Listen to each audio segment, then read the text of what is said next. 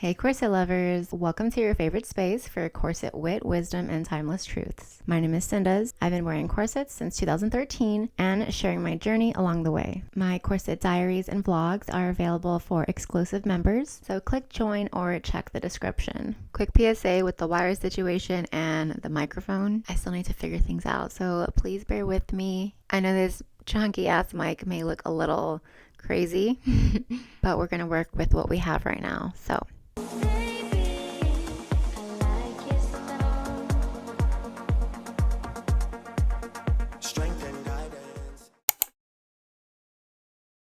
Living life and having fun at this time of the year is the absolute best, I know.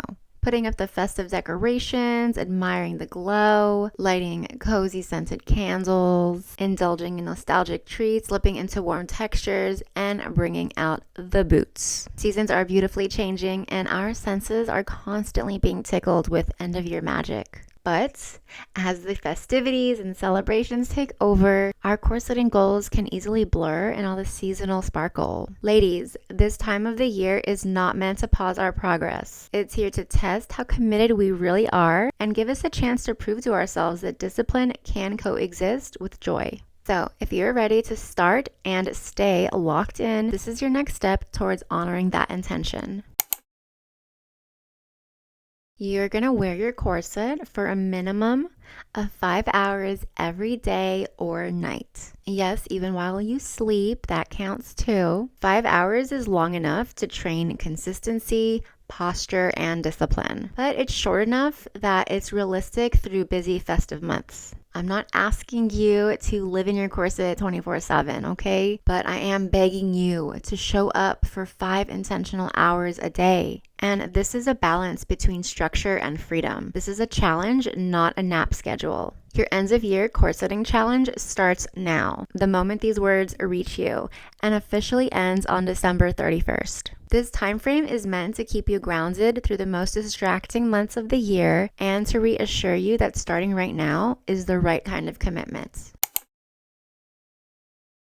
Let's get clear on why you want to start and complete this end of year corseting challenge. To stay consistent and see it through, you need to understand what's truly driving you, okay? And this is the emotional 7-level self-discovery process that brings your truth to the surface. So ask someone you trust or use ChatGPT to guide you through it. You can rephrase this however you prefer, but pretty much you are going to say to that person you trust or in your chat box, I want to do the 7 levels deep exercise. We'll start with the question, why do you want or need to do a corseting challenge? I'll answer it and then you'll ask me why again 6 more times, each one based on my last response. And that's it, ladies. Keep answering honestly and say whatever comes to mind, even if you think it's irrelevant. You'll eventually uncover the truth that feels deep and real, and that is your why. Or you can keep it simple. Maybe your why is body maintenance or maybe better digestion. You can even think of corseting as an adulting task you have to do automatically, even when you feel like you don't want to, like showing up for work or changing the litter box. But if you're not quite ready yet to dig that deep, or if you're struggling to figure out your why even after doing the exercise, my 7 levels deep reflection might spark something for you. So here it is. Okay, so I used ChatGPT and I used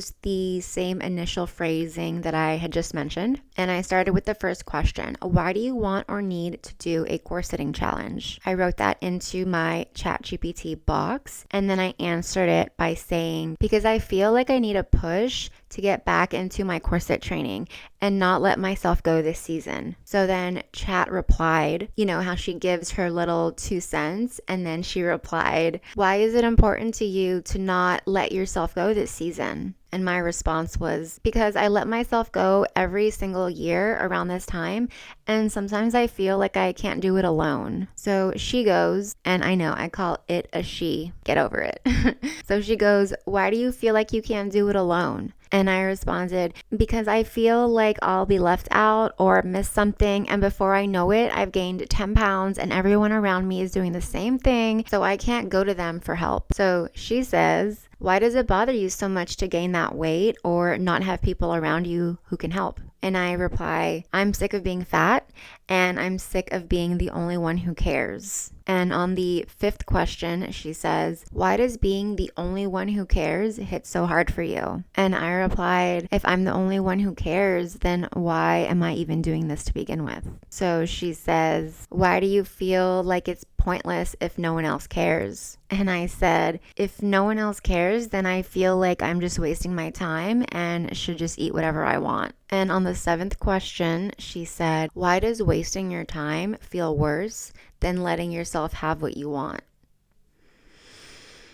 And I said, time is valuable and it's something I cannot control, not including time management. Whereas letting myself have what I want is all my doing and fault, and I should be able to control that. That 7 levels deep took a lot out of me, like digging deep, and it is self-reflection. It's something that you need to do maybe on your own, or like I said, with someone you trust who isn't going to judge you or try to feed you answers. These answers need to come from your gut instinct, that feeling where it's just not always the best feeling to feel, but it is a little mandatory in order to get to the root cause of certain belief patterns. So my why is, I've been fighting for discipline in an environment that doesn't reflect it back. And that kind of isolation eats at motivation. I'm not just trying to wear a corset consistently. I'm reclaiming agency, control over myself and my choices. I want to act with intention, not react out of impulse. I'm not just chasing thinness. I'm proving that I can keep showing up for myself, even when the world is on holiday mode. I decide how my story unfolds. Not habits, not people, not seasons. My body and my discipline are where I prove that I still run the show, not my impulses. That's why I want or need to do this end of year corsetting challenge. So your why won't look the same, or maybe it will, but it should feel just as true. So take a moment for honest reflection and get clear on why this end of year corsetting challenge matters to you. Your why will carry you through the days you don't feel like showing up, because you're human, okay? Off days, breaks, and calling in sick moments are normal. Just don't let them turn into a habit of checking out whenever your motivation dims. And maybe even read your why daily before you lace up. And let it remind you of why you started